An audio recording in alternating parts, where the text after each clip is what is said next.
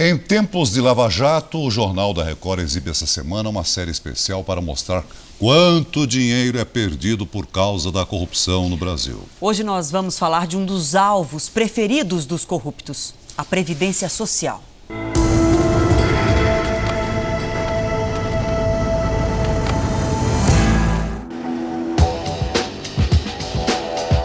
Calçada movimentada em Santos, litoral de São Paulo. Ali no meio, um rapaz finge ser quem não é. O nome dele é Danilo, aposentado por invalidez. Ele caminha assim, escorado na mãe, também aposentada numa agência do INSS. Mas basta dobrar a esquina da agência para Danilo retomar a desenvoltura. Na frente de um delegado, é desse jeito que ele levanta os braços. Consegue bater palma? Levantar o braço, consegue? Mas repare como longe dali o mesmo rapaz não exibe qualquer dificuldade para chamar o ônibus. Acompanhamos a rotina de mãe e filho por meses, até o dia em que essa fraude foi interrompida. Os detalhes da prisão você vai ver em instantes. Antes, repare na imagem desse gigante. 400 bilhões de reais é quanto o INSS vai pagar em benefícios até o fim do ano. É mais que o PIB de muitos países. E sabe quanto disso foi roubado? 133 milhões, só em 2015.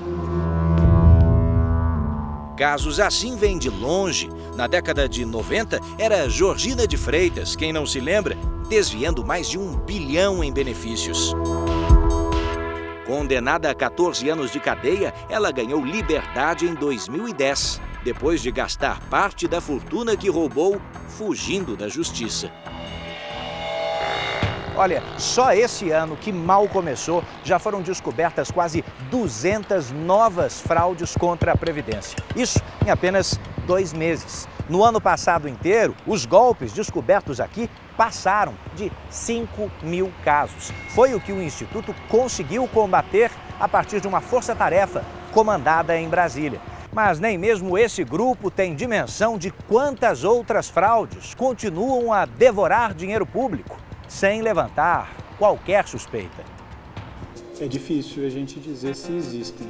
Marcelo coordena o grupo que combate fraudes contra a Previdência. Segundo ele, o número de golpes com a participação de servidores diminuiu depois das ações.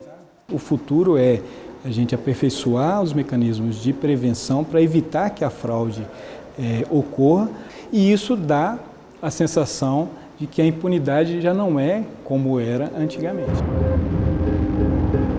No litoral paulista deu resultado. A investigação da Polícia Federal comprovou. O rapaz, que no papel possui cegueira grave e retardo mental, na rua aparenta uma saúde invejável. No dia em que seria preso, Danilo fez o que a Previdência Social pensava ser impossível para ele. Caminhou 7 quadras. Com aquela autonomia que os peritos duvidavam que ele tivesse. Diante da suspeita, a Polícia Federal o chamou para um depoimento. E agora você consegue fazer assim? Repare que a voz quase não sai. Você está podendo falar? Você está conseguindo falar? Não? Mas você entende o que eu estou falando? Entende? Você anda, consegue andar normalmente? Não. É sempre a mãe quem fala por ele. E ele não tem condições de trabalhar por enquanto? Espere em Deus que um dia meu filho trabalhe, se não viver, eu deixar para quem precisa mais. Para quem precisa, né? Até que Danilo foi chamado para uma perícia no INSS. 2 agentes da Polícia Federal aproveitaram para dar voz de prisão a ele por estelionato.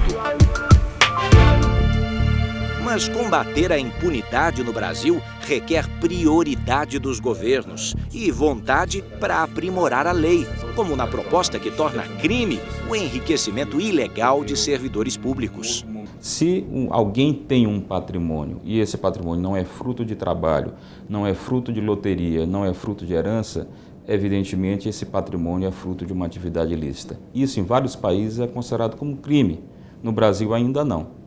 Bem perto da Praça dos Três Poderes e da Esplanada dos Ministérios, fica este prédio aqui de onde o Ministério Público Federal é coordenado. A sala do Procurador-Geral da República fica ali atrás. Aqui, com tecnologia e o cruzamento eletrônico de informações, os procuradores têm conseguido cada vez mais agilidade para identificar e pedir o bloqueio de bens comprados com dinheiro do crime, além de tentar estancar o vazamento dos cofres públicos.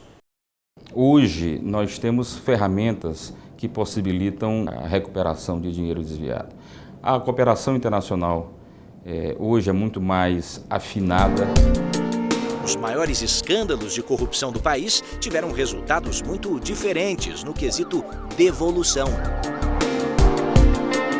Tribunal Regional do Trabalho, São Paulo. Superfaturamento de 150 milhões, apenas 20 milhões foram recuperados.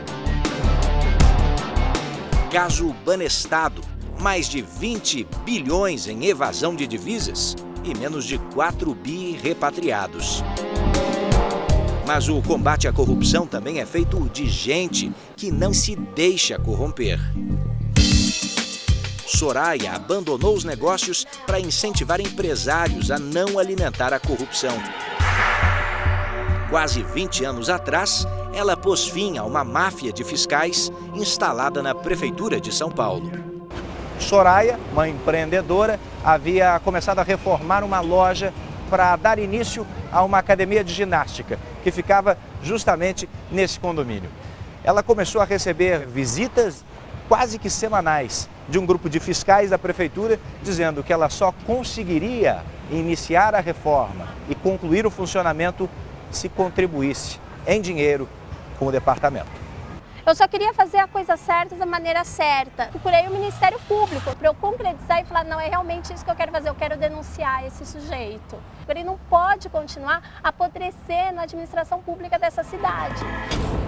Os fiscais foram presos em flagrante, até vereadores da época foram parar na cadeia.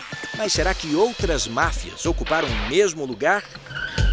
Ela pode ter diminuído, ela pode ter amenizado, mas criou outras formas.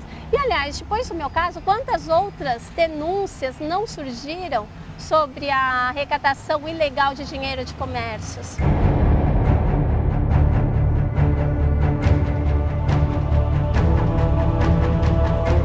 Grande ou pequeno desvio, não importa. O difícil é fazer voltar para os cofres públicos o dinheiro que foi usado criminosamente.